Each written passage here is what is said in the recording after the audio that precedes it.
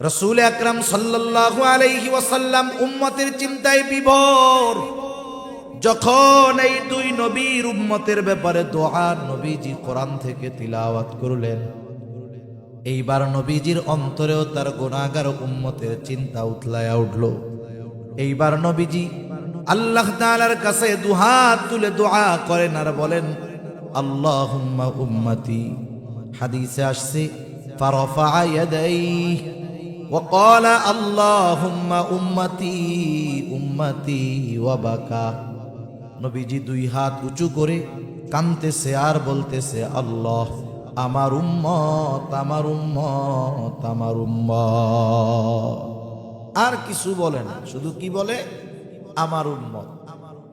বলেন তো এই শব্দ বা এই বাক্য দ্বারা কেউ কিছু না বুঝলেও নবীজি কি বলতে চায় আল্লাহ তাআলা বোঝেন কি বোঝেন না?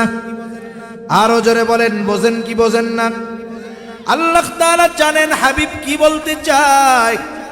এই যে দেখেন মাদ্রাসাগুলো আছে, মাদ্রাসা বৃহস্পতিবার বিকাল বেলায় যখন ছোট বাচ্চাটা ওস্তাদের সামনে আইসা কান্না করে, আসরের পরে আইসা হুজুরের সামনে বইসা শুধু কাঁদে, বৃহস্পতিবার বিকালে শুধু কান্না করে, কিছু বলে না। হুজুরও কয় কান্দোস কেন? ও আরো কান্দে। বলেন তো বৃহস্পতিবার বিকাল বেলায় হুজুরের সামনে বৈশা কোন ছোট বাচ্চা যদি কান্না করে, বলেন তো এই কান্নার মানে কি? কি চায়? ছুটি চায়। বলেন তো ও যখন কান্দে হুজুরের কান্দার কারণ বোঝে কি বোঝে না? এরপরে ও কি বলে, কান্দোস কেন? কন নাইলে কাজ হবে না। ও আরো জোরে কান্দে। বলে যতই কান্দো কাজ হবে না, কেন কান্না করো বলো? এইবার ছোট বাচ্চাটা বলে, হুজুর বাড়িতে যাবো, মাল্লাইকা পড়ান। তখন হুজুর কি কয়? হাসি দিয়া কয়ে, যাও, আগামীকাল সন্ধ্যার আগে আবার মাদ্রাসায় হাজির হয়ে যাইবা। হুজুর জানার পরেও বোঝার পরেও কেন মুখ দিয়া শুনতে চায়? এটা হলো ওস্তাদ ছাত্রের এক মহব্বতের বহির প্রকাশ। আল্লাহ তাআলা সব কিছু জানে নবীজি কেন কান্না করে, এরপরেও নবীজির জবান দিয়ে শুনতে চায়। এটা হলো আল্লাহ তাআলার ভালোবাসার এক বহির প্রকাশ। জিব্রাইল আলাইহিস সালাতু ওয়াস সালামকে পাঠায় দিয়েছে আল্লাহ, যাও মুহাম্মদ কেন কান্না করে শুনে আসো। জিব্রাইল আলাইহিস সালাম এসে বলে, ও মুহাম্মদ কেন কান্না করেন? যদিও আপনার কারণ আল্লাহ তাআলা জানে, এরপরেও আপনার জবান দিয়ে শুনতে যায়। নবীজি এইবার কান্নার কারণ বললেন, এক কথায় উম্মতের জন্য যা বলার দরকার সব বললেন। জিব্রাইল আলাইহিস সালাম আল্লাহ তাআলার কাছে গিয়ে সব কথা খুলে বললেন। আল্লাহ তাআলা জিব্রাইলকে জানায় দিলেন, জিব্রাইল যাও, আমার হাবিবকে মুহাম্মদকে গিয়ে জানায় দাও, অচিরেই আমি তাকে তার উম্মতের ব্যাপারে সন্তুষ্ট করব, আমি কখনোই তাকে অসন্তুষ্ট করব না।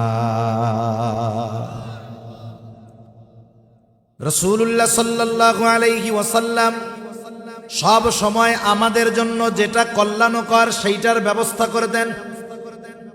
নবীজির কাছে নবীজি বলেন, আল্লাহ তাআলা প্রত্যেকটা উম্মতকে একটা বিশেষ দোয়া করার সুযোগ দিয়েছে তার উম্মতের ব্যাপারে, এবং নিশ্চয়তা দিয়ে দিয়েছেন ওই দোয়াটা অবশ্যই কবুল করা হবে। প্রত্যেকটা নবী উম্মতের ব্যাপারে ওই দোয়া দুনিয়ায় করে ফেলছে, কেউ বাকি রাখে নাই। নবীজি বলেন, أو كما قال النبي صلى الله عليه وسلم اللهم صل على محمد وعلى آل محمد كما صليت على إبراهيم وعلى آل إبراهيم إنك حميد مجيد اللهم بارك على محمد وعلى آل محمد كما باركت على إبراهيم وعلى آل إبراهيم إنك حميد مجيد আল্লাহর মহব্বতে একটু জবান খুলে জিকির করি, লা ইলাহা ইল্লাল্লাহ।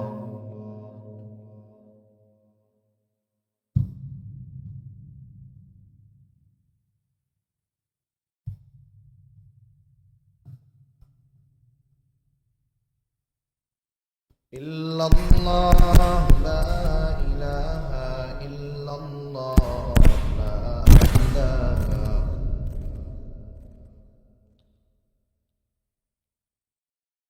লা ইলাহা ইল্লাল্লাহ মুহাম্মাদুর রাসূলুল্লাহ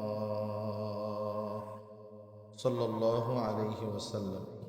আলহামদুলিল্লাহ, ঐতিহ্যবাহী মোমেনশাহী জেলার অন্তর্গত গৌরীপুর থানাধীন সূর্যকোনা পশ্চিমপাড়া জামে মসজিদ ও যুব সমাজের উদ্যোগে আয়োজিত পঞ্চম বার্ষিক ইসলামিক সম্মেলনের সম্মানিত শ্রদ্ধেয় সভাপতি, আমন্ত্রিত উলামায়ে কেরাম, সামনে উপস্থিত মুরব্বিয়ানে কেরাম, সমবয়সী যুবক বন্ধু, স্নেহের ছোট ভাই এবং পর্দার অন্তরালে অবস্থানরত সম্মানিত শ্রদ্ধা মা ও বোন, দয়াময় আল্লাহ রব্বুল আলামিনের দরবারে অগণিত শুকর যে মহান মালিক আমাদের হায়াতে বরকত দিয়ে সুস্থ রেখে তার মহান হুকুম এশার নামাজের পরে এই পর্যন্ত উলামায়ে কেরামের জবান থেকে বহুত গুরুত্বপূর্ণ কথা শ্রবণ করবার, আমাকেও আপনাদের খেদমতে কিছু কথা বলবার সুযোগ যে মহান মালিক দান করেছেন, সে মহান মানিবকে খুশি করার জন্য মহব্বতের সাথে জবান খুলে অন্তর থেকে আমরা একবার কালিমাতুশ শুকর পাঠ করি, আলহামদুলিল্লাহ।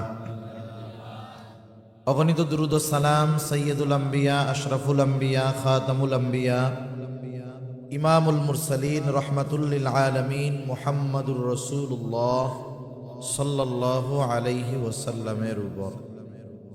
যেহেতু আমার আসলে সময় কম, আমি অল্প সময়ে কিছু কথা আপনাদের খেদমতে বলবার নিয়তে পবিত্র কোরআনুল কারীমের সূরা তাওবা থেকে একটা আয়াত ও রাসূলুল্লাহ সাল্লাল্লাহু আলাইহি ওয়াসাল্লামের অগণিত হাদিস থেকে একটা হাদিস পাঠ করেছি।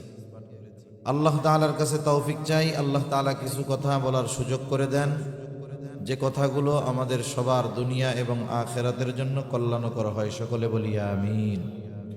সম্মানিত উপস্থিতি, এ দুনিয়াতে আল্লাহ তাআলা আমাদেরকে অজস্র অগণিত দামি দামি নেয়ামত দান করছে।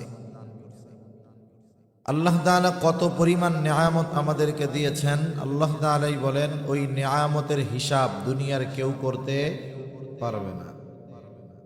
আল্লাহ তাআলা বলেন, ওয়া ইন তাউদ্দু নি'মাতাল্লাহি লা তুহসুহা, তোমরা যদি আল্লাহর নেয়ামত সমূহ গণনা করো হিসাব করতে পারবা না।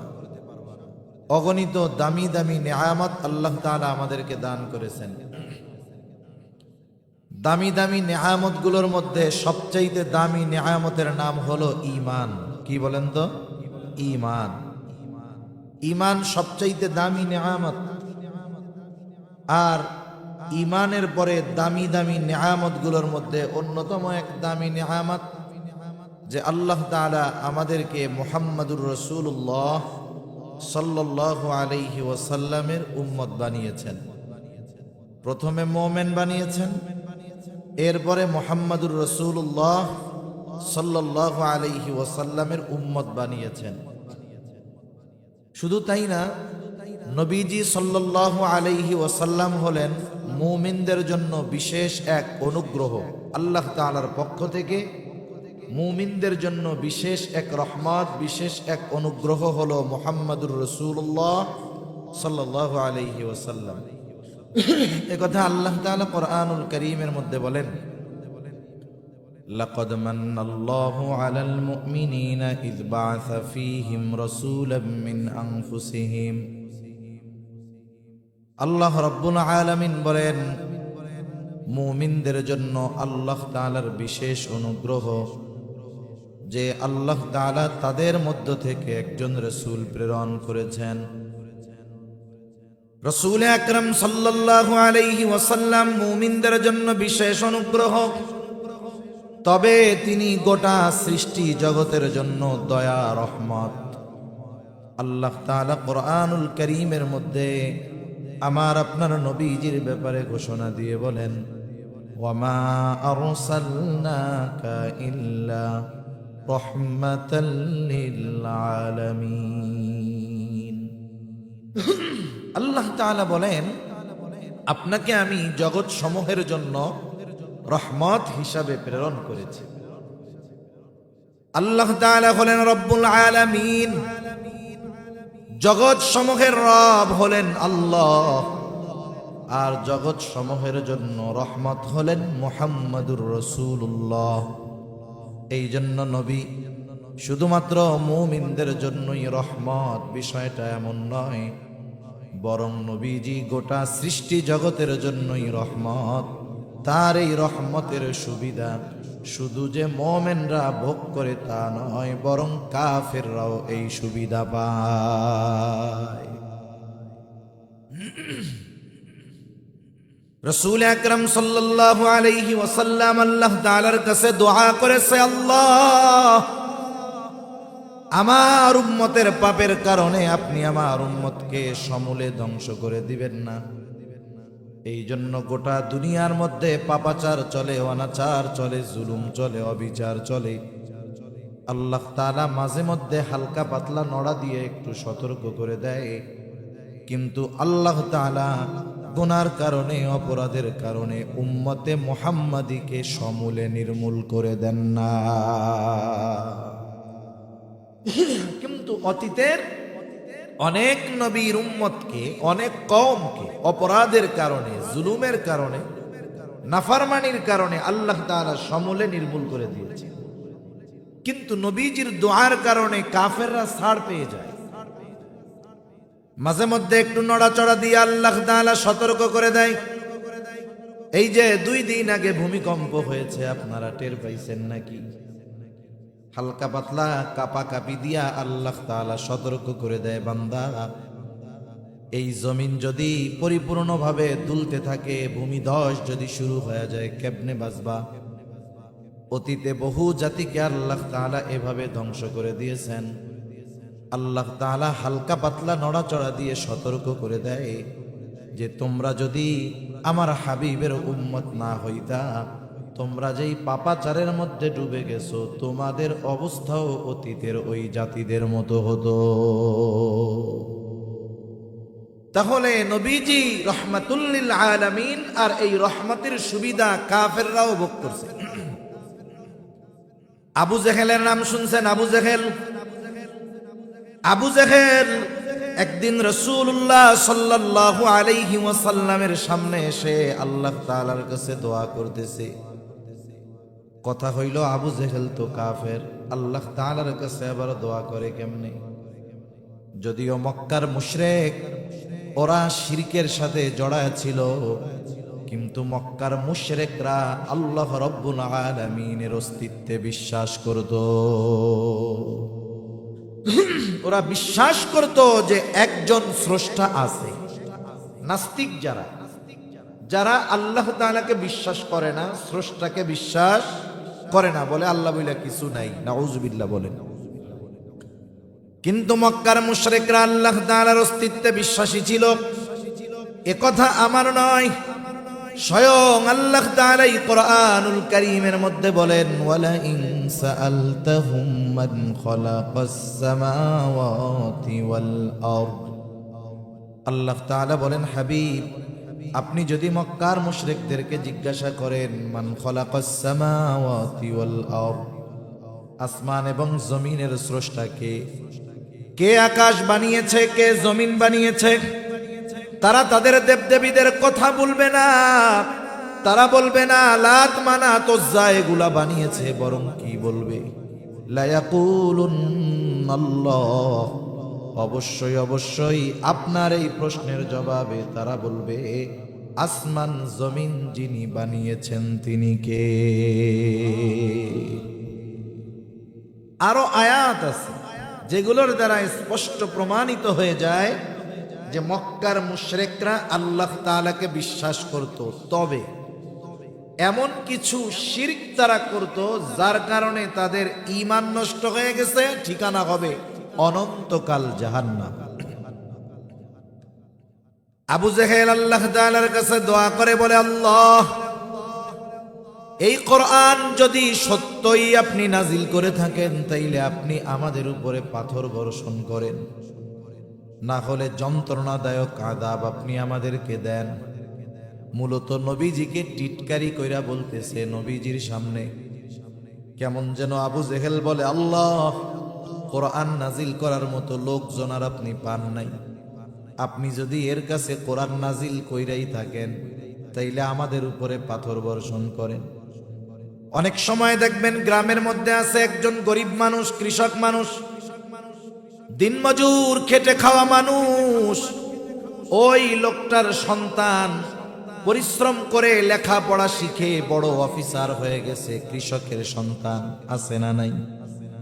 বলেন তো, কৃষকের সন্তান বড় অফিসার হইছে, এটা কি গ্রামের সব মানুষ মেনে নিবে নাকি?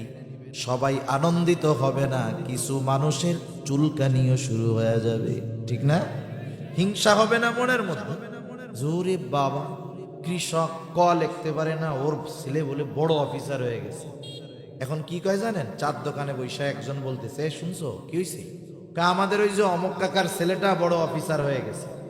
এখন ওই যে যারা তো খুশি হইবে ওরা বলবে আলহামদুলিল্লাহ, খুব ভালো। আর যার চুলকানি আছে কি বলবে? ওরে আল্লাহ, এ খবর শোনার আগে মরলাম না কেন? এরকম বলার লোক তো আলহামদুলিল্লাহ আপনাদের এদিকে নাই। এখন কম তো ওই সময় যদি আজরাইল এসে বলে তাহলে চল আমার লগে, তখন কি বলবে? আরে মিয়া, সত্য সত্য কইছি নাকি? তার মানে টিটকারি করে বলছে যে এই খবর শোনার আগে আমার মরণ হলো না কেন? আবু জেহেল বলতেছে, আল্লাহ, আপনি যদি মুহাম্মাদের উপরে কোরআন নাজিল কইরাই থাকেন তাইলে আমাদের উপরে পাথর মারেন। এ কথা বলতেছে নবীজিকে টিটকারি করে। নবীজির সামনে যখন এই কথা বলে, আল্লাহ তাআলা সাথে সাথে আবু জেহেলের এই কথার জবাব দিয়া জিবরাইল আলাইহিস সালাতু ওয়াস সালামকে নবীজির কাছে পাঠায়া দেয়। আবু জেহেলের এই কথাকে কেন্দ্র করে আয়াত নাজিল করছে আল্লাহ তাআলা। আল্লাহ রাব্বুল আলামিন কেমন যেন জবাবে বলতেছে, আবু জেহেল, তুই তো শাস্তি চাইলি, আমি আল্লাহ তোকে শাস্তি দিতাম, কিন্তু তুই কেন বাইচা গেলি? শোন, কারণ আমার হাবিব হলো রহমাতুল লিল আলামিন, এখনো দুনিয়ার জমিনে আছে। হাবিবের সম্মানে, রহমাতুল লিল আলামিনের সম্মানার্থে তোকে আযাব দিলাম না। এই কথাটাই একটু অন্যভাবে আল্লাহ তাআলা নবীজির জবান দিয়ে বের করেন। আল্লাহ তাআলা বলেন, ওয়ামা কানাল্লাহু লিয়ুআযযিবাহুম ওয়া আনতা ফীহিম। আল্লাহ তাআলা বলেন, হাবিব, ওরা তো আযাব চায়, কিন্তু ওদেরকে আপনি শোনায় দেন আপনি রহমাতুল লিল আলামিন, আপনি হলেন রহমত। এই কারণে আপনি যতক্ষণ তাদের মধ্যে আছেন শুধুমাত্র আপনার সম্মানার্থে আমি ওদের আযাব দিব না। কিন্তু পরবর্তীতে ছাড় নাই, কিন্তু এখন দেই না কেন? আপনি তো রহমত, দুনিয়ায় আছেন, আর আপনি গোটা সৃষ্টি জগতের জন্য রহমত, সেজন্য দুনিয়ায় আছেন রহমত, আর আমি আল্লাহ গজব দিব, এটা হইতে পারে না। সুবহান। তাহলে বলেন, আবু জেহেল আযাব থেকে বাঁচছে কার জন্য? নবীজির জন্য, ঠিক কিনা বলেন? কারণ নবীজি হলেন রাহমাতুল লিল আলামিন, বিশেষ করে মুমিনদের জন্য বিশেষ অনুগ্রহ। কেন অনুগ্রহ নবীজি আমাদের জন্য? কারণ দেখেন, নবীজি কিন্তু আমাদেরও ভালোবাসেন। আমরা অনেক সময় আলোচনা শুনি, বলি, করি যে আমরা নবীজিকে ভালোবাসবো। কেন ভালোবাসবো? এই কেনর জবাবের অনেকগুলো কারণের মধ্যে অন্যতম একটা কারণ হলো নবীজিও আমাদেরকে ভালোবাসে। নবীজি কতটুক ভালোবাসে জানেন? বলেন তো, মা বাবার চাইতে কম না বেশি? আরো জোরে বলেন, কম না বেশি? আরে নবীজি, আমি আমাকে যত ভালোবাসি, আপনি আপনাকে যত ভালোবাসেন, তার চাইতে নবীজি আমাকে আপনাকে বেশি ভালোবাসে। সুবহান। আব্দুল্লাহ ইবনে আমর ইবনুল আস রাদিয়াল্লাহু তাআলা আনহু থেকে বর্ণিত, তিনি বলেন, একদিন আমরা মজলিসের মধ্যে বসে আছি, রাসূলুল্লাহ সাল্লাল্লাহু আলাইহি ওয়াসাল্লাম হঠাৎ তিলাওয়াত করতেছেন কোরআন থেকে। আন্নান নবী সাল্লাল্লাহু আলাইহি ওয়াসাল্লাম তাআলা মা নাযালা ফি ইব্রাহিম আলাইহিস সালাম। রাসূলুল্লাহ সাল্লাল্লাহু আলাইহি ওয়াসাল্লাম কোরআন থেকে তিলাওয়াত করলেন, আল্লাহ তাআলা যা ইব্রাহিম আলাইহিস সালাতু ওয়াস সালামের ব্যাপারে নাজিল করেছেন। কি নাজিল করেছেন? আল্লাহ ইব্রাহিম আলাইহিস সালাম তার গুনাহগার উম্মতের জন্য আল্লাহ তাআলার কাছে দোয়া করেছে। রাসূলুল্লাহ সাল্লাল্লাহু আলাইহি ওয়াসাল্লাম দুনিয়ায় আসার পর থেকে, নবুয়তির পর থেকে নিয়ে কিয়ামত পর্যন্ত যত মানুষ দুনিয়ায় আসবে, মুমিন হোক আর কাফের হোক, দিনদার হোক আর বদ্দিন হোক, কিয়ামত পর্যন্ত যত মানুষ আসবে সব মানুষ হলো নবীজির উম্মত। ঠিক কিনা বলেন? সব নবীজির উম্মত। নবীর অন্তরে নেককারের জন্য যেমন মুহাব্বত, অনুরূপ ভাবে গুনাহগার উম্মতের জন্য তেমন চিন্তা আর মুহাব্বত আর ভালোবাসা। হযরত ইব্রাহিম আলাইহিস সালাতু ওয়াস সালাম তার গুনাহগার উম্মতের ক্ষমা চাইয়া আল্লাহ তাআলার কাছে ফরিয়াদ করে, দোয়া করে। মনে রাখবেন, এক লোকের মনে করেন 3টা বা 4টা ছেলে। কয়টা ছেলে? একটু কথা কন, কয়টা? 3 ছেলে, নামাজি, মুত্তাকি, পরহেজগার, এক কথায় ভালো। কারো সাথে চোখ উঁচা কইরা উঁচু জবানে কথা বলে না। কিন্তু 4 নাম্বার ছেলেটা, এই 3 ছেলে একসাথে যত ভালো, 4 নাম্বারটা তার চাইতে বেশি খারাপ। বলেন তো, মা বাবা সারাদিন ওই ভালো 3টার জন্য চিন্তা বেশি করে নাকি খারাপটার জন্য করে? বলেন তো, নামাজে যখন দোয়া করে, যখনই আল্লাহ তাআলার কাছে দোয়া করে, বলেন তো দোয়া ওই 3টার জন্য বেশি করে নাকি খারাপটার জন্য বেশি করে? যদিও খারাপ, যদিও অবাধ্য, তবে সন্তান তো, সন্তানের মায়ায় মা বাবা খারাপটার জন্য দোয়া বেশি করে। অনুরূপ ভাবে উম্মত গুনাহগার হোক আর নেককার হোক, নবীরা ওই গুনাহগার উম্মতের জন্য চিন্তিত বেশি থাকে। ইব্রাহিম আলাইহিস সালাতু ওয়াস সালাম দোয়া করতেছে আল্লাহ তাআলার কাছে, রব্বি ইন্নাহুন্না আযলালনা কাসীরাম মিনান নাস ফামান তাবিআনি ফাইন্নাহু মিন্নি ওয়ামান আসানি ফাইন্নাকা গফুরুর রহিম। ইব্রাহিম আলাইহিস সালাম বলে, রব, ও আমার রব, এই প্রতিমাগুলো, এই মূর্তিগুলা অধিকাংশ মানুষকে পথভ্রষ্ট বানায় ফেলছে, পথচ্যুত করে ফেলছে, জাহান্নামের পথিক বানায় ফেলছে। আল্লাহ, ফামান তাবিআনি ফাইন্নাহু মিন্নি, যে আমার আনুগত্য করলো সে তো আমার দলভুক্ত, আমার কথা মেনে যে ঈমান আনলো সে তো আমার দলের লোক। ওয়ামান আসানি ফাইন্নাকা গফুরুর রহিম। ইব্রাহিম আলাইহিস সালাম কেমন যেন বলতেছে, রব, যারা আমার আনুগত্য করে নাই, আমার কথা মানে নাই, ওরাও তো আমার উম্মত, আমার উম্মত। আয় আল্লাহ, আপনি তো গফুর, আপনি তো রহিম। আপনি যদি চান আমার ওই অবাধ্য গুনাহগার উম্মত গুলাকেও আপনি মাফ কইরা দিতে পারে। কেমন যেন নবী ইব্রাহিম আলাইহিস সালাম বলতেছে, আল্লাহ, আপনি আমার গুনাহগার উম্মত গুলারেও মাফ কইরা দেন। সুবহান। وقال عيسى عليه السلام, ঈসা আলাইহিস সালাম দোয়া করতেছে তার গুনাহগার উম্মতের জন্য। আল্লাহ তাআলার কাছে বলে, ইন তুআযিবহুম ফাইন্নাহুম ইবাদুক ওয়া ইন তাগফির লাহুম ফাইন্নাকা আনতাল আজিজুল হাকীম। ঈসা আলাইহিস সালাম আল্লাহকে বলতেছে, আল্লাহ, আপনি যদি আমার উম্মতগুলারে শাস্তি দেন, তারা তো আপনারই বান্দা, আপনি যদি তাদেরকে শাস্তি দেন, ইন তুআযিবহুম ফাইন্নাহুম ইবাদুক, আপনি যদি তাদের শাস্তি দেন তারা তো আপনারই বান্দা, ওয়া ইন তাগফির লাহুম, আর যদি আপনি তাদেরকে ক্ষমা কইরা দেন, মাফ করে দেন, হায় আল্লাহ, কেউ তো আপনাকে জিজ্ঞাসা করবে না কেন আপনি মাফ করলেন। কেমন যেন ঈসা আলাইহিস সালাম গুনাহগার উম্মতের ব্যাপারে আল্লাহ তাআলাকে বলে, আল্লাহ, আপনি আমার গুনাহগার উম্মত আপনার এই বান্দাগুলারে মাফ করে দেন। আপনি মাফ করলে কেউ কিছু বলবে না, জিজ্ঞাসা করবে না, কারণ আপনি হলেন আজিজ, আপনি হলেন হাকিম, আপনি হলেন মহাপরাক্রমশালী, প্রজ্ঞাময়। সুতরাং আপনি আমার গুনাহগার উম্মতগুলাকে মাফ করে দেন। একটু চিন্তা করে দেখেন, দুই নবী তার গুনাহগার উম্মতের ব্যাপারে দোয়া করছে কার কাছে? আরো জোরে বলেন, কার কাছে? আল্লাহ তাআলার কাছে দোয়া করছে। অনেক সময় দেখবেন ছোট মানুষ কিছু মনে নাই, হাঁটতেছে, হঠাৎ করে দেখে ওর বয়সের আরো দুইটা পোলা চকলেট খাইতেছে। এইবার বলেন তো, ছোট বাচ্চার চকলেটের কথা মনে পড়ে কি পড়ে না? এইবার আব্বার কাছে কান্দে আর কয়, আব্বা চকলেট কিনা দাও। রাসূল আকরাম সাল্লাল্লাহু আলাইহি ওয়াসাল্লাম উম্মতের চিন্তায় বিভোর।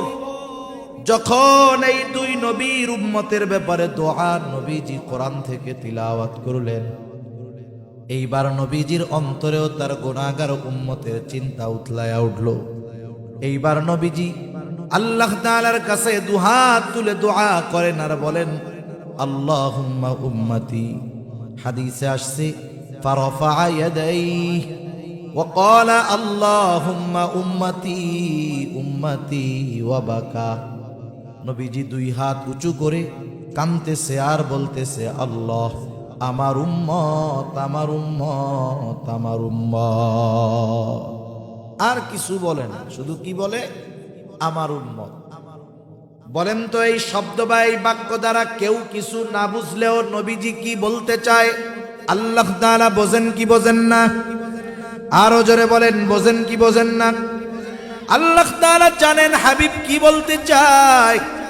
এই যে দেখেন মাদ্রাসাগুলো আছে, মাদ্রাসা, বৃহস্পতিবার বিকাল বেলায় যখন ছোট বাচ্চাটা ওস্তাদের সামনে আইসা কান্না করে, আসরের পরে আইসা হুজুরের সামনে বইসা শুধু কাঁদে, বৃহস্পতিবার বিকালে শুধু কান্না করে, কিছু বলে না। হুজুরও কয়, কান্দোস কেন? ও আরো কান্দে। বলেন তো, বৃহস্পতিবার বিকাল বেলায় হুজুরের সামনে বইসা কোন ছোট বাচ্চা যদি কান্না করে, বলেন তো এই কান্নার মানে কি? কি চায়? ছুটি চায়। বলেন তো, ও যখন কান্দে হুজুরের কান্দার কারণ বোঝে কি বোঝে না? এরপরে ও কি বলে, কান্দোস কেন? ক নাইলে কাজ হবে না। ও আরো জোরে কান্দে। বলে, যতই কান্দো কাজ হবে না, কেন কান্না করো বলো? এইবার ছোট বাচ্চাটা বলে, হুজুর বাড়িতে যাবো, মাল্লাইকে পড়ান। তখন হুজুর কি কয়? হাসি দিয়া কয়ে, যাও, আগামীকাল সন্ধ্যার আগে আবার মাদ্রাসায় হাজির হয়ে যাইবা। হুজুর জানার পরেও, বোঝার পরেও কেন মুখ দিয়া শুনতে চায়? এটা হলো ওস্তাদ ছাত্রের এক মহব্বতের বহির প্রকাশ। আল্লাহ তাআলা সব কিছু জানে নবীজি কেন কান্না করে, এরপরেও নবীজির জবান দিয়ে শুনতে চায়। এটা হলো আল্লাহ তাআলার ভালোবাসার এক বহির প্রকাশ। জিব্রাইল আলাইহিস সালাতু ওয়াস সালামকে পাঠায় দিয়েছে আল্লাহ, যাও মুহাম্মদ কেন কান্না করে শুনে আসো। জিব্রাইল আলাইহিস সালাম এসে বলে, ও মুহাম্মদ কেন কান্না করেন? যদিও আপনার কারণ আল্লাহ তাআলা জানে, এরপরেও আপনার জবান দিয়ে শুনতে যায়। নবীজি এইবার কান্নার কারণ বললেন, এক কথায় উম্মতের জন্য যা বলার দরকার সব বললেন। জিব্রাইল আলাইহিস সালাম আল্লাহ তাআলার কাছে গিয়ে সব কথা খুলে বললেন। আল্লাহ তাআলা জিব্রাইলকে জানায় দিলেন, জিব্রাইল যাও, আমার হাবিবকে মুহাম্মদকে গিয়ে জানায় দাও, অচিরেই আমি তাকে তার উম্মতের ব্যাপারে সন্তুষ্ট করব, আমি কখনোই তাকে অসন্তুষ্ট করব না। রাসূলুল্লাহ সাল্লাল্লাহু আলাইহি ওয়াসাল্লাম সব সময় আমাদের জন্য যেটা কল্যাণকর সেইটার ব্যবস্থা করে দেন। নবীজির কাছে নবীজি বলেন, আল্লাহ তাআলা প্রত্যেকটা উম্মতকে একটা বিশেষ দোয়া করার সুযোগ দিয়েছে তার উম্মতের ব্যাপারে, এবং নিশ্চয়তা দিয়ে দিয়েছেন ওই দোয়াটা অবশ্যই কবুল করা হবে। প্রত্যেকটা নবী উম্মতের ব্যাপারে ওই দোয়া দুনিয়ায় করে ফেলছে, কেউ বাকি রাখে নাই। নবীজি বলেন, আমি আমার দোয়াটাকে সংরক্ষণ করে রাখছি, কিয়ামতের দিন ওই দোয়াটাকে সুপারিশের রূপ দিয়া আমার গুনাহগার উম্মতের নাজাতের ব্যবস্থা আমি করব। শুধু তাই না, নবীজির উম্মতের প্রতি কেমন মায়া, কেমন দয়া। উম্মতের দ্বারা আঘাত পাওয়ার পরেও নবী উম্মতের জন্য বদদোয়া করেন নাই। যখন মক্কার মানুষেরা নবীজির কথা মানে না, ঈমান আনে না, নবীজি চলে গেছেন তায়েফ। তায়েফে যাবার পর তায়েফের মানুষও নবীজির কথা মানে না। দলে দলে বড় বড় ধারালো পাথর নবীজির গায়ে আঘাত করতেছে। পাথরের আঘাত এতটা জটিল ছিল, আয়েশা সিদ্দিকা রাদিয়াল্লাহু তাআলা আনহা একদিন নবীজির গায়ে দেখতে পাইলেন দাগ। জিজ্ঞাসা করতেছে, ইয়া রাসূলুল্লাহ, আপনার কি কখনো বসন্ত হয়েছিল নাকি? নবীজি বলেন, না আয়েশা, আমার কখনো তো বসন্ত হয় নাই। তাহলে ইয়া রাসূলুল্লাহ, পিঠের মধ্যে এই দাগগুলো কিসের?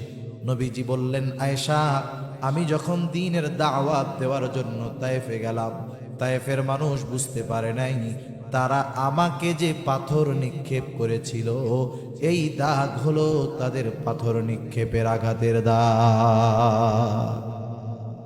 এর দ্বারা কি বোঝা যায়? পাথর গর্ত হয়ে চোক্কা চোক্কা পাথর আঘাত লাগছে, ওটা ছিদ্র হয়েছে, গায়ে ক্ষত হয়েছে, রক্ত বেরোচ্ছে।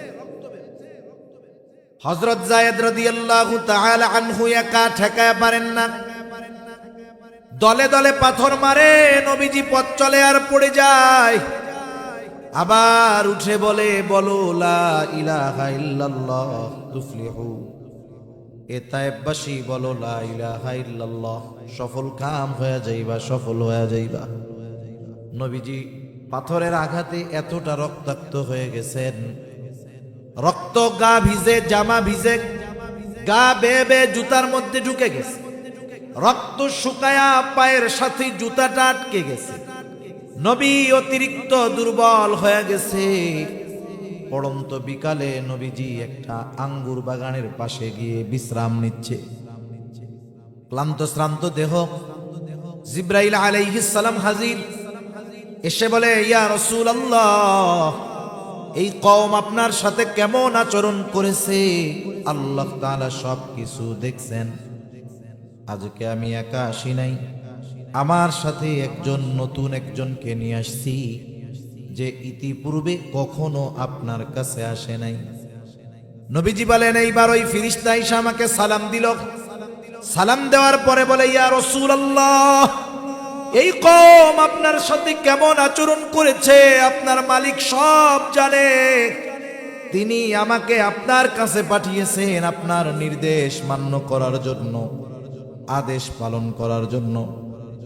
আপনি যদি নির্দেশ দেন, দুই পাহাড় দিয়ে ইয়াখরুজাল্লাহু মিন আসলাবিহিম মান ইয়াবুদুল্লাহা ওয়াহদাহু, তাইলে এদের থেকে ওই প্রজন্ম বের হবে কে?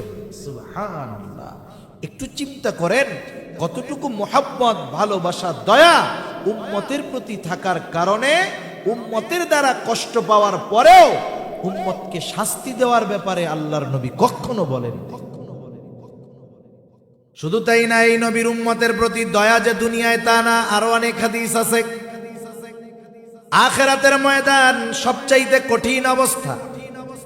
দুনিয়ায় যেই মানুষটা আমাকে আপনাকে সবচাইতে বেশি ভালোবাসে, কিয়ামতের দিন সেও আমাকে চিনবে না। যেই মা সন্তানকে এত ভালোবাসে, ওই মাও কিন্তু কিয়ামতের দিন সন্তানকে চিনবে না। আল্লাহ তাআলা কোরআনুল কারীমের মধ্যে বলেন, ইয়াউমা ইয়াফিরুল মারউ মিন আখিহি ওয়া উম্মিহি ওয়া আবিহি ওয়া সাহিবাতিহি ওয়া বানিহি লিকুল্লি ইমরিইম মিনহুম ইয়াউমাইযিন শা'নুন ইউগনি। আল্লাহ তাআলা বলেন, সেই দিন ভাই ভাইয়ের থেকে পলায়ন করবে। ওয়া উম্মিহি ওয়া আবিহি, পিতা মাতার থেকে পলায়ন করবে। ওয়া সাহিবাতিহি ওয়া বানিহি, স্ত্রী সন্তানদের থেকে পলায়ন করবে, শুধু নিজের চিন্তা করবে, কেউ কাউকে চিনবে না। বরং মা চিন্তা করবে সন্তানরে জাহান্নামে দিয়া হলেও নিজে জান্নাতে যাওয়া যায় কিনা। ওই কঠিন মুসিবতের দিন, যেই দিন আমার আপনজন কেউ আমাকে চিনবে না, ওই কঠিন মুসিবতের দিনও নবীজি তার উম্মতকে ভুলবে না। হাদিসের মধ্যে আসছে নবীজি একবার হাউজে কাউসারের কাছে দৌড়ায় চলে যাবে, না জানি তার কোন উম্মত পানি পান থেকে মাহরুম হয়ে যায় কিনা। আবার দৌড়ায় পুলসেরাতের কাছে চলে যাবে, না জানি কোন উম্মত পাড়ি দিতে ব্যর্থ হয়ে যায় কিনা। আবার মিজানের কাছে চলে যাবে, না জানি কোন উম্মত সওয়াব গুনাহ ওজন করার সময় ধরা পড়ে যায় কিনা। আবার জাহান্নামের কাছে চলে যাবে, না জানি কোন উম্মতকে জাহান্নামে দিয়ে দেওয়া হয় কিনা।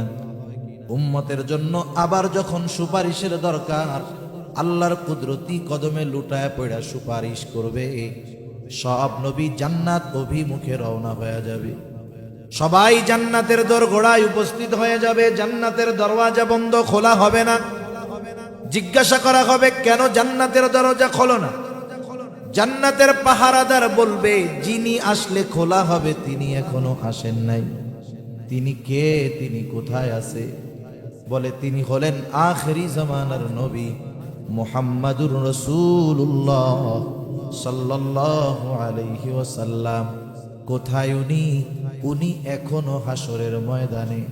নবীজি যতক্ষণ না তার ওই উম্মত যার যাররা পরিমাণ ঈমান আছে, তার জন্য যতক্ষণ না জান্নাতের নিশ্চয়তা আল্লাহ তাআলার কাছ থেকে তিনি পাবেন, ততক্ষণ পর্যন্ত নবী নিজে জান্নাতে প্রবেশ করবে না। আর মা বাপ কি করবে? বলবে, আমার পোলারে জাহান্নামে দিয়া হইলেও আল্লাহ আমারে বাঁচান।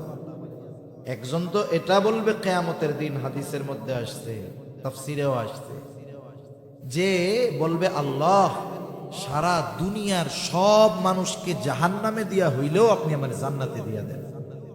ওই কঠিন দিন আল্লাহ তাআলা এমন এক নবী আমাদের দিলেন, ওই নবী ওই দিন আমাদের ভুলবে না।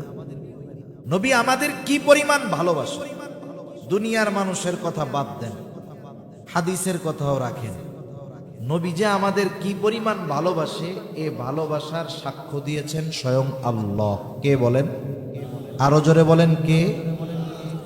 আল্লাহ তাআলা বলেন, লাকাদ জাআকুম রাসূলুম মিন আনফুসিকুম আজিজুন আলাইহি মা আনিতুম হারিস। আল্লাহ তাআলা বলেন, তোমাদের জন্য তোমাদের মধ্য থেকে এমন একজন রাসূলের আগমন ঘটেছে, আজিজুন আলাইহি মা আনিতুম, তোমাদের জন্য যেটা যন্ত্রণার, যেটা কষ্টের, সেটা তার জন্য কষ্টের। সোজা কথা হলো, উম্মত যেটাতে কষ্ট পায়, নবীজিও সেটাতে কষ্ট পায়। উম্মত যে কোনো কারণে যদি কষ্ট পায়, সেই কষ্টটা নবীজিও অনুভব। কেমনে করে বলেন তো? ছোট বাচ্চার যখন জ্বর হয়, 3-4 বছর বয়স, ছোট মানুষ তো জ্বর হইলে খুব অসুস্থ, দুর্বল হয়ে যায়।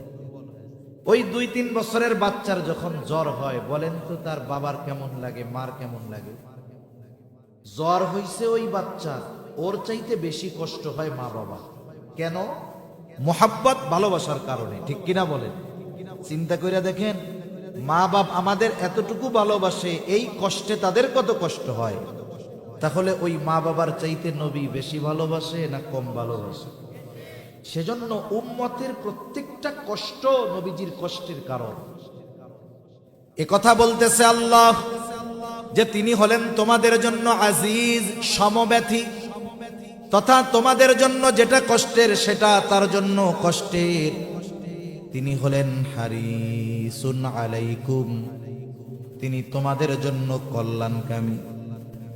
এরপরে আল্লাহ তাআলা স্পেশাল ভাবে, আলাদা ভাবে মুমিনদের জন্য নবীজি হলেন আলাইকুম বিল মুমিনিনা রাউফুর রহিম, বিশেষ করে মুমিনদের জন্য তিনি হলেন অতি সদয় আর পরম দয়ালু। রাউফ, রহিম, এই দুটো শব্দ আল্লাহ তাআলার গুণবাচক যেই নামগুলো আছে, এর মধ্যে অন্যতম দুটি নাম হলো রাউফ আর রহিম। তাহলে বলেন রউফ আর রহিম কার গুণবাচক নাম? ওই আল্লাহ। নবীজির উম্মতের প্রতি কেমন দরদ এ কথা বোঝাতে গিয়ে নিজের সাথে ব্যবহৃত শব্দ রউফ রহিম নবীজির সাথে শানে ব্যবহার করেছেন। সুবহানাল্লাহ। বুঝেন এ কথা কি জিনিস? এ কথা কি বুঝতেছেন আপনারা? আল্লাহ বলতেছে যে এমন নবী তোমাদের কাছে আসছে যেই নবী হলেন মোমেনদের জন্য অতি সদয় আর পরম দয়ালু। কে বলতেছে এই কথা? তাহলে নবীজির আমাদের প্রতি ভালোবাসার পরিমাণ কত বেশি এটা বুঝতে কি আমাদের বাকি আছে? এখন আসেন, নবীজিকে কেন ভালোবাসবো? আমি যৌক্তিক কারণের কথা বলেছিলাম শুরুতে, যে যেহেতু উনি আমাদের সর্বোচ্চ ভালোবাসেন, আমাদেরকেও ওনাকে সর্বোচ্চ ভালোবাসার দরকার আছে না নাই? নবীজির প্রতি উম্মতের ভালোবাসা এটা মুমিনের ঈমানের দাবি। একজন মানুষ নিজেকে ঈমানদার দাবি করবে আর নবীজিকে ভালোবাসবে না, এটা হতেই পারে না। এই জন্য নবীজি হাদিসের মধ্যে আমাদের জানায়া দেন, লা ইউমিনু আহাদুকুম হাত্তা আকুনা আহাব্বা ইলাইহি মিন ওয়ালিদিহি ওয়া ওয়ালাদিহি ওয়ান নাসি আজমাইন। আল্লাহ রাব্বুল আলামিনের নবী বলেন, তোমাদের মধ্যে কেউ ততক্ষণ পর্যন্ত মুমিন হতে পারবে না যতক্ষণ না সে তার সন্তান সন্ততি পিতা মাতা এক কথা সকলের চাইতে আমি নবীকে বেশি ভালো না বাসবে। দুনিয়ায় অনেক সময় মা বাবাকে ভালোবাসতে হয় ঠিক আছে, কিন্তু দ্বীনের কারণে মা বাবার বিরুদ্ধাচরণ করতে হয়। সাহাবায়ে কেরাম দেখা গেছে দ্বীনের জন্য, ইসলামের জন্য বাবার বিরুদ্ধে তলোয়ার ধরছে। আবু উবাইদা যুদ্ধের ময়দানে বাবারে ছাড় দেয় নাই। জাররা হলো বাবের নাম। দেখে নবীর দিকে আক্রমণ করার চেষ্টা করে। আবু উবাইদা চিন্তা করছে এ লোকের অভ্যাস তো ভালো না। এক দুইবার যখন দেখছে, তৃতীয়বার দেখার পর আর সহ্য হয় নাই। এইবার যুদ্ধের ময়দানে নিজের হাতে নিজের বাপকে দুনিয়া থেকে বিদায় করে দিয়েছে। কার মহব্বতে? নবীর মহব্বত। দেখেন, মা বাবাকে ভালোবাসতে হবে। দ্বীনের কারণে যদি ওই মা বাবার বিরুদ্ধে লড়াইয়ে যাইতে হবে, ঠিক কিনা বলেন? সেজন্য দুনিয়ার সম্পর্কের ভালোবাসা আপ ডাউন হয়। কখনো ভালোবাসা জরুরি হয়, কখনো বিরোধিতা জরুরি হয়। কিন্তু নবীর প্রতি ভালোবাসা কখনো ডাউন হয় না, বরং নবীর প্রতি ভালোবাসা শুধু বাড়তেই হয়। কারণ নবীর প্রতি ভালোবাসা হলো মুমিনের ঈমানের দাবি। এজন্য নবীও জানায় দেন, তোমরা যতক্ষণ না সব কিছুর চাইতে আমি নবীকে বেশি ভালো না বাসতে পারবা, ততক্ষণ পর্যন্ত তোমরা মুমিন হতে পারবা না। তাহলে বলেন, নবীজিকে সর্বোচ্চ বেশি ভালোবাসার দরকার আছে না নাই? হাদিসের আলোকে বাসতে হবে, বরং নিজের জীবনের চাইতে নবীকে বেশি ভালোবাসতে হবে। এখন নবীকে কেমনে ভালোবাসবো? যাকে সামনে পাওয়া যায় তাকেই তো বেশি ভালোবাসা যায়। সাহাবায়ে কেরাম নবীজিকে সামনে পাইছে। আবু বকর ঘরের সব সম্পদ আইনা নবীর সামনে রাইখা দিছে। সাহাবায়ে কেরাম নবীকে সামনে পাইছে। উহুদের ময়দানে নবীজি যখন গর্তে পড়ে গেছে, হযরত তালহা নিজের বুকটাকে নবীজির জন্য ঢাল বানায়া দিয়েছে। আমরা তো নবীজিকে সামনে পাই নাই, কেমনে ভালোবাসবো? নবীজিও জানতেন আমার উম্মত চিন্তা করবে কেমনে তারা আমাকে ভালোবাসবে। এই জন্য নবীজি তাকে ভালোবাসার পদ্ধতিও আমাদের জানায় দিয়েছেন। ওই পদ্ধতি যারা অবলম্বন করবে, দুনিয়াতে তারাই আশিকে রাসূল তথা নবীর মহব্বতকারী হিসাবে গণ্য হবে। তাহলে কারা কারা নবীজিকে ভালোবাসতে রাজি? হাত উঁচা করি। নারায়ে তাকবীর, নারায়ে তাকবীর। মাশাআল্লাহ, হাত নামাই। কারণ এটা তো আর না করার সুযোগ নেই।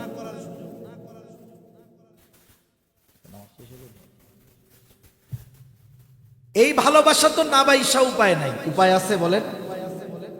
তাহলে নবীজি শিখায়া দিছেন কেমনে ভালোবাসতে হবে। আমাদের দেশের কিছু মানুষ আছে নিজের বানানো পদ্ধতিতে নবীকে ভালোবাসতে চায়। মনে রাখতে হবে, নিজের বানানো পদ্ধতি দিয়া নবীজিকে ভালোবাসা যাবে না। নবীজিকে ভালোবাসার কথা জানায়া দিয়া বলেন, উম্মত আমাকে যদি ভালোবাসতে চাও কি করবা? মান আহাব্বা সুন্নতি ফাকাদ আহাব্বানি ওয়া মান আহাব্বানি কানা মাই ফিল জান্নাহ। নবীজি বলেন, যে আমার সুন্নাতকে ভালোবাসলো সে আমি নবীকে ভালোবাসলো, আমি নবীকে যে ভালোবাসলো সে আমি নবীর সাথে জান্নাতে অবস্থান করবে। একটু চিন্তা করে দেখেন, নবীর সাথে জান্নাতে থাকার সৌভাগ্য অর্জন হয়ে যায় যারা সুন্নাতকে ভালোবাসে। সাহাবায়ে কেরাম নবীর সাথে জান্নাতে থাকার সুসংবাদ পায়া সবচাইতে বেশি খুশি হইছে। নবীজির কাছে গ্রাম থেকে একজন সাহাবী আসছে, গ্রাম্য সাহাবী আয়েশা বলে, মাতাসা, নবীজিকে বলতেছে, ইয়া রাসূলুল্লাহ কিয়ামত কখন হবে?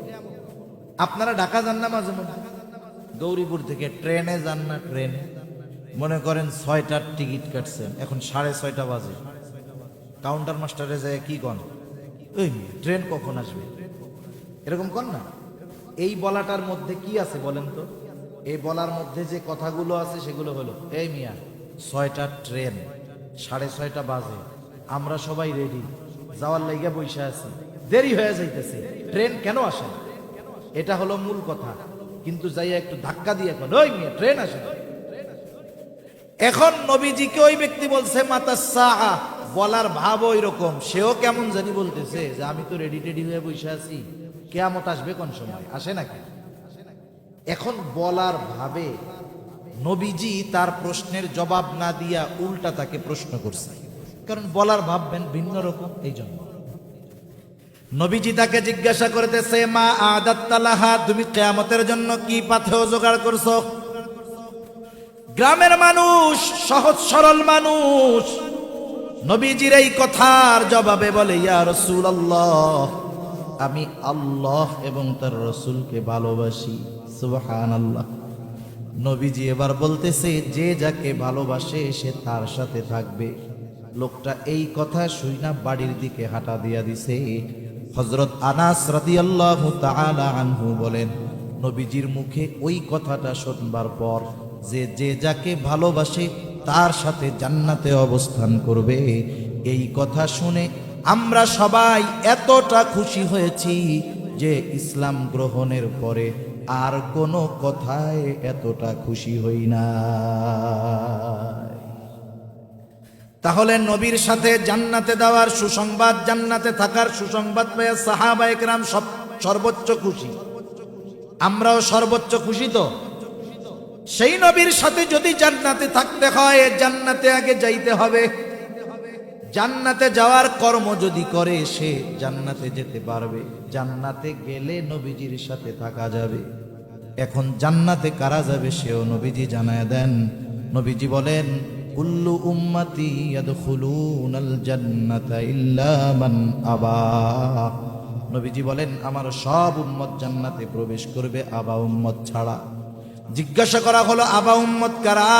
নবীজি বলেন, মান আতাআনি দাখালাল জান্নাহ, যারা আমার আনুগত্য করবে তারা জান্নাতে প্রবেশ করবে। ওয়া মান আসানি ফাকাদ আবা, যারা আমার অনুসরণ করবে না, আনুগত্য করবে না, তারা আবা উম্মত, তারা জান্নাতে যাবে না। তাহলে নবীর সাথে যদি জান্নাতে থাকতে হয়, তাহলে সুন্নাতকে মোহাব্বতের সাথে অনুসরণ করতে হবে, সুন্নাতকে ভালোবাসতে হবে, নিজেও সুন্নাতওয়ালা হতে হবে। অনেক সময় আমরা সুন্নাতওয়ালাকে ভালোবাসি কিন্তু নিজে সুন্নাতওয়ালা হই না, ঠিক কিনা বলেন? তাহলে শুধু ভালোবাসলেই হবে না, ভালোবাসার সাথে সাথে নিজেও সুন্নাতওয়ালা হতে হবে। দুনিয়াতে যদি কেউ সুন্নাতওয়ালা হতে চায়, হাজারো বাধা বিপত্তি কথা তাকে শুনতে হতে পারে। অনেক যুবক ভাইরা আছেন, যুবক মানুষ, দাড়ি রাখার কথা বলা হইলে দাড়ি রাখে না। এখন কথা হইল, হুজুর এত সুন্নাত থাকতে দাড়ির সুন্নাতের কথা কেন আপনারা বেশি কম? কারণ দাড়ি হলো এমন একটা সুন্নাত, যেই সুন্নাত পালন করলে আরো অনেক সুন্নত পালন করা সহজ হয়ে যায়। দাড়ি হলো এমন এক সুন্নাত, এই সুন্নাতের বদৌলতে হাজার হাজার গুনাহ থেকে মানুষ বাঁচতে পারে।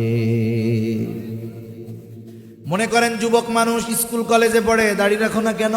বলে হুজুর এখন দাড়ি রাখলে এই বয়সে, এখন তো ভাইয়া বলে সবাই, দাড়ি রাখলে সবাই চাচা ডাকবে, আছে না?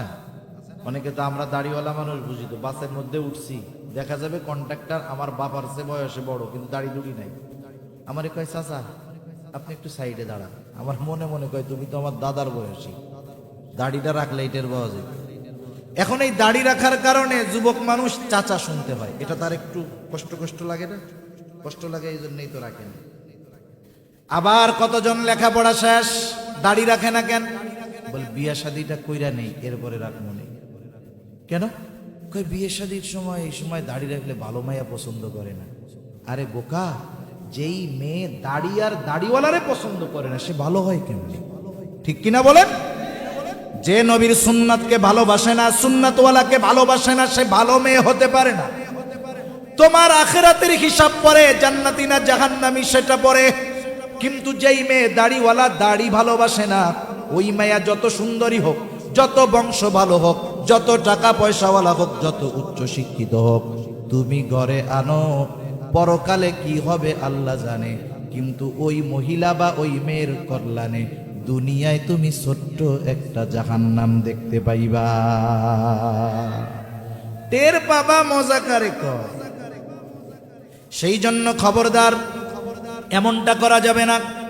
দুনিয়ায় কেউ যদি দাড়ির জন্য, সুন্নতের জন্য তিরস্কার করে, কিয়ামতে এটা পুরস্কার পাওয়ার কারণ হবে। নবীজির সুন্নাত মানতে গিয়া যদি তিরস্কার মানুষের কাছে হইতে হয়, এটা সৌভাগ্যের ব্যাপার হতে পারে। এই তিরস্কারটা আমার আপনার নাজাতের কারণ হতে পারে, ঠিক কিনা বলেন? সর্বশেষ একটা কথা বলে আলোচনা শেষ করি। একটু হৃদয় দিয়ে কথাগুলো ভাববেন। আপনাদের অঞ্চলে মাঝে মধ্যে লোকজন মারা যায় কি যায় না? যখন কোনো মানুষ মারা যায়, তার ভেতরে কি আছে, অন্তরে কি আছে বাদ দেন। যদি তার নামটা মুসলমানের হয়, জন্মটা মুসলমানের ঘরে হয়, পরিচয়টা যদি মুসলমানের হয়, তাহলে মারা যাওয়ার পর সুন্দর মতো তাকে আগে গোসল দেওয়ানো হয়। গোসল দেওয়ার পরে কাফন পরায় দেওয়া হয়। এরপরে জানাজার নামাজের জন্য নিয়ে যাওয়া হয়। জানাজা শেষে লাশের খাটিয়াটা নিয়ে কবরস্থানের দিকে রওনা হয়ে যাওয়া হয়। এইবার লাশটা কবরের পাশে রাখা হয়। দুইজন আল্লাহর বান্দা কবরের মধ্যে নামেন, আর দুইজন উপর থেকে যে কোনো পদ্ধতিতে লাশটাকে নিচে ধরায়া দেয়, ঠিক কিনা বলেন তো? এই সময় একটা দোয়া পড়া হয়, দোয়া। ওই কি দোয়া পড়া হয় আপনাদের জানা আছে নাকি? কোন তো কি পড়ে? সামনে থেকে পড়ে, বিসমিল্লাহি ওয়া আলা মিল্লাতি রাসূলিল্লাহ। এই দোয়াই ময়মনসিংহে পড়ে, গৌরীপুরে পড়ে, গোটা বাংলাদেশ সহ গোটা দুনিয়ায় এই দোয়াটা পড়ে। আমি মারা গেলে আমাকেও এই দোয়াটা পড়াই কবরে রাখবে। হয়তো অনেকে কবরে শোয়াইছেন, নামাইছেন, পড়ছেন। এই দোয়ার মধ্যে আসলে আমরা কি বলি কখনো আমরা হৃদয় দিয়ে বোঝার চেষ্টা করি নাই। আরবির কিছু শব্দ আছে যেটা অনুবাদ করলে শুধু শব্দটা দেখা যায়, পড়া যায়, কিন্তু ওই শব্দের যেই গভীরতা, ওটা অনুবাদের দ্বারা বোঝা যায় না। ওটা বুঝতে হয় হৃদয় দিয়ে, অন্তর দিয়ে। এই দোয়াটা যখন আমরা পড়ি, কথাটা বলি হলো এরকম, আল্লাহর নামে এমন এক লোকরে কবরে রাখতেছি যে তার গোটা জীবন রসূলের সুন্নতের উপরে পরিচালিত করছে। মূল কথাটা যা বলি আর কি, বলি সংক্ষেপে, কিন্তু কথাটার ব্যাখ্যা কি বুজুর্গানে দিন বলেন, যে বলি যে আল্লাহ আপনার নামে এমন একজন লোককে এখন কবরে রাখতেছি যে তার গোটা জীবন সুন্নতের উপরে ছিল, আলা মিল্লাতি রাসূলিল্লাহ, রাসূলের মিল্লাতের উপরে ছিল, মানে রাসূলের সুন্নতের উপরে ছিল, আদর্শের উপরে ছিল। যখন মারা গেছে তখনও রাসূলের সুন্নতের উপরে ছিল। এরপরে যখন তাকে আমরা কবরে রাখতেছি তখনও সে রাসূলের সুন্নতের উপরে আছে। এই অবস্থায় তারে কবরে রাখতেছে। এই দোয়াটা পড়া যারে কবরে রাখা হচ্ছে তার মুখের মধ্যে দাড়ি নাই, বলেন তো, ওই ব্যক্তির জন্য এই দোয়াটা তো পড়বেন নাকি পড়বেন না? তাহলে যার মুখে দাড়ি নাই, যার সুন্নাতের খবর নাই, সারা জীবন সুন্নাত আর সুন্নাত ওয়ালাদের বিরোধিতা করছে, বলেন তো ওই লোকের ব্যাপারে এই দোয়া সত্য না মিথ্যা? আর একটু জোরে বলেন, সত্য না মিথ্যা? মিথ্যা। হায়াতের কোনো গ্যারান্টি নাই, কে কোন সময় মারা যাবে বলা যায় না। সুস্থ মানুষ ঘুমায় থাকে আর ঘুম থেকে উঠে না, দরজা খুলে না, চোখ বন্ধ হইছে তো আর সে খুলে না। এইরকম দৈনিক শত শত ঘটনা দেশে ঘটতেছে। যুবক মানুষ, সুস্থ মানুষ স্ট্রোক করে মুহূর্তের ভিতরে মারা গেছে। বলেন তো এইরকম ঘটনা এদেশে ঘটে কি ঘটে না? আমি আপনি কোন সময় দুনিয়া থেকে চলে যাব বলা যায় না। অনেকে হয়তো চিন্তা করতেছে এখন তরুণ, এখন যুবক, এখন উড়ে বেড়ানোর সময়, এখন একটু ফুর্তি করি, দুনিয়া ব্যাপী ঘুরে বেড়াই, বুড়া হইলে দাড়ি রাইখা নামাজ কালাম শুরু করে দিব। এই কথাটা অন্তরে ঢুকায় দেয় হলো শয়তান। এই কথাটা অন্তরে ঢুকায় দেয় শয়তান। সে মানুষকে দ্বীনের পথে আসার ক্ষেত্রে শুধু বিলম্ব করায়। অনেকের নসিব যদি ভালো, এক সময় হায়াত থাকে, তওবা করে দ্বীনের পথে ফিরে আসে। আবার অনেকের নসিব খারাপ, বিলম্ব করাইতে একটা সময় হায়াত শেষ হয়ে যায়, দ্বীনের উপরে আসতে পারে না, দুনিয়া থেকে চলে যায়। সেজন্য আমাদের অন্তরে যদি এই কথাগুলো আসে, আমাদের অন্তরে যদি এই কথাগুলো আসে যে এখন একটু ঘোরাফেরা করি, কয়দিন পরে ভালো হয়ে যাব, দাড়ি রাখবো, নামাজ পড়বো, হজ করবো, তাবলিগে যায় ভালো হব, খবরদার, দেরি করা যাবে না। বলা যায় না আজকের রাতটাই আমার আপনার শেষ রাত হতে পারে, আগামী দিনের সূর্যোদয় হয়তো নসিবে আর নাও হতে পারে, ঠিক কিনা বলেন? এজন্য আমরা সুন্নাতের অনুসারী হব। যারা সুন্নাতওয়ালা, অনেক যুবক মানুষ দাড়ি দুড়ি নাই, সুন্নাত অনুযায়ী চলে না। আবার অনেক যুবক আছে চলে কি চলে না? চলে। এবার তোমরা যারা সুন্নাতের উপরে নাই, যেই যুবক দাড়ি রাখছে, সুন্নাতের উপরে চলে, ওরে যায় জিজ্ঞাসা করবা ওর কেমন লাগে, অনুভূতিটা ওর কাছ থেকে শুনবা, দেখবা ও বলবে যে এই সুন্নাতের কারণে আমি অন্তরের মধ্যে আলাদা একটা মজা পাই, সুন্নাতের কারণে সম্মান পাই, সুন্নাতের কারণে মানুষের ভালোবাসা পাই। আরে ভাই, দুই চারটা খারাপ মানুষ দুনিয়ায় থাকবে, টুকটাক খোসা দেওয়া কথা বলবে, খবরদার তাদের কথায় কষ্ট নিয়া সুন্নাত থেকে দূরে সরা যাবে না।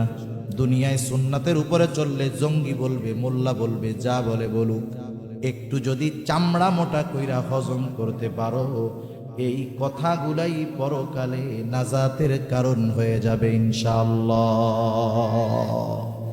তাহলে নবীজি আমাদেরকে আমাদের মা বাবা তথা আমাদের জীবনের চাইতেও বেশি ভালোবাসেন, ঠিক কিনা?